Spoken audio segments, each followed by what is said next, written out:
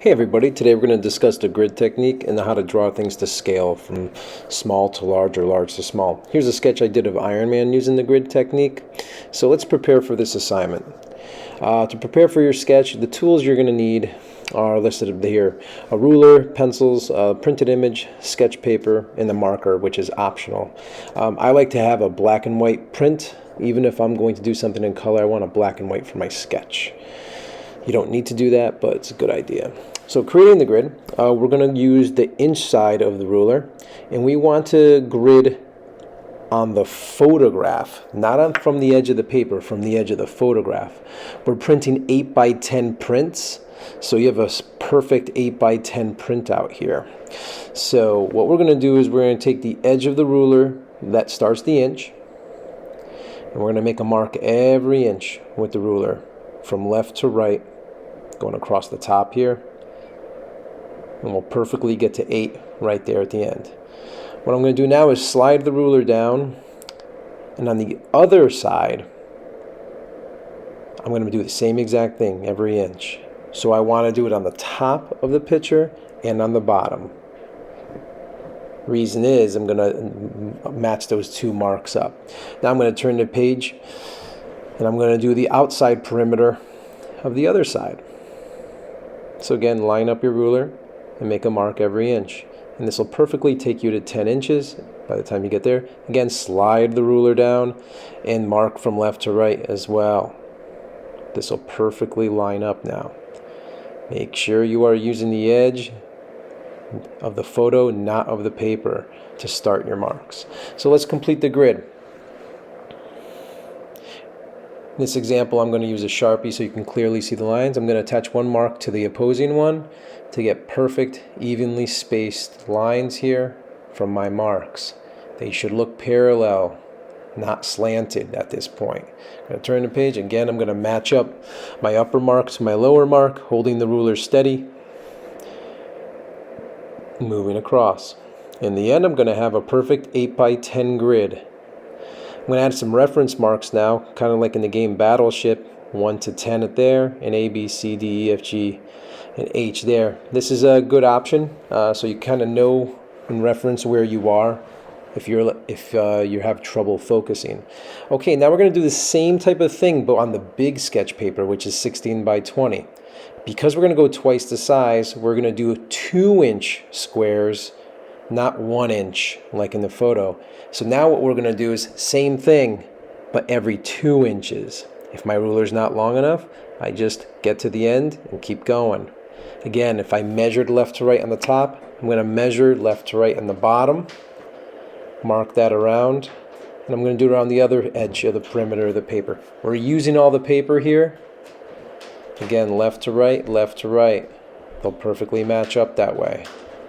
Okay, now my ruler's a little small, so if I only have a small ruler, I'm going to go about halfway down and make another 2-inch mark so I can connect marks together there, and then I'll connect that center one to the bottom.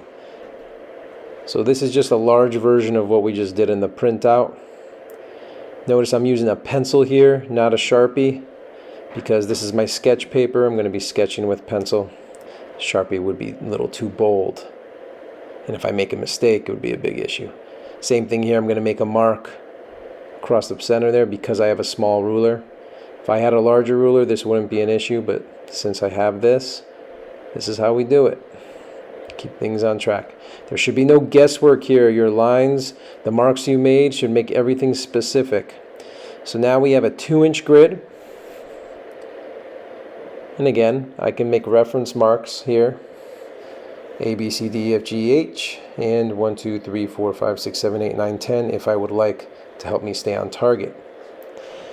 Now we're going into the sketch process. I'm going to give you a bunch of tips here that can help you, especially if you have frustration navigating or getting some things illustrated.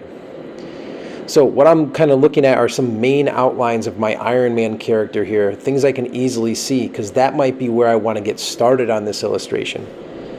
So I'm taking a look at this area here where I start kind of in the 4th square down. I kind of like that, again, like illustrating the back of his suit going into the top of his head. So I see that diagonal line starting there, cutting through there. You're going to notice that your drawing's twice the size, so you're just relating inside the square. So what I'm taking a look at is where this would come through on the square. Is it quite halfway across, or is it a little bit more to the right? And I'm doing piece by piece. So I'm modeling, I'm kind of tracing it on the photo to kind of give myself some spots of where I should reference. And I'm also making some little guidance marks to help me feel where I should lay down the movement of my lines. It should come down through there. It helps me know where to turn and how big things are. So these guidance marks I'm giving myself kind of help me go from like point A to point B and help me know that I'm focused in the right direction.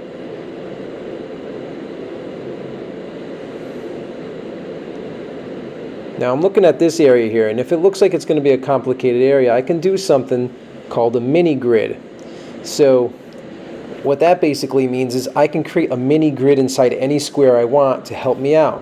So that means I would make a little plus sign in there to perfectly like map that out, and I'm going to map out a mini grid inside one of my squares, and that can be like serve as a little compass for me to know where things belong.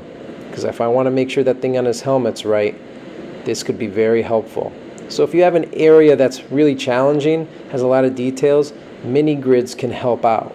You won't use this everywhere. You'll use it on things that you find to be more challenging to focus on. I'm erasing mine because I don't need it anymore. It's not necessary to erase everyone. And now I'm on my way. Again, I'm feeling my way throughout each square, trying to record all the information I see. I'm doing the interior of his helmet now. I'm trying to finish. I'm going to try to finish his head first and then move on to the rest of his body. You'll feel a real sense of satisfaction as you start to develop the form and the shape of the character you're illustrating. And it's nice to know that it's coming out the way you intend it to. Like as I get these eyes in, I get a sense of that artist in me saying, all right, things are going well. And if things weren't going well, that's when I need to stop and kind of take a look and see where things are going wrong. Because something called the domino effect is when you get one part off, then it's going to affect all the other parts you do.